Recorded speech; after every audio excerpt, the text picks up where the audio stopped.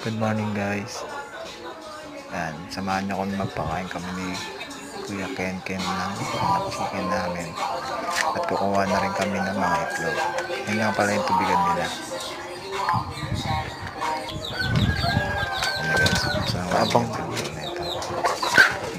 Katap na sila kumain eh.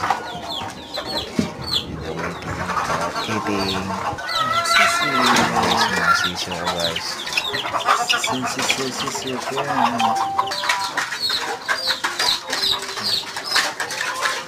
Napakain na namin niya. Nga pala si Kakain Ken eh. Nagtitimpla ng juice ng mga sisi o vitamins nila. Ay nabigyan na namin sila ng mga pagkain.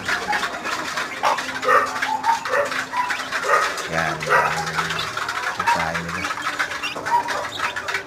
Yan itlog guys. Yan. Tapos ito pa. Bawas-bawas lang muna. Kasi pag alam nyo na wala ng itlog, hindi na sila nag-iitlog. Yan pa guys. Yan, dami diba? Pero yan lang kukunin natin guys. Kasunod na lang ulit. Thanks for watching.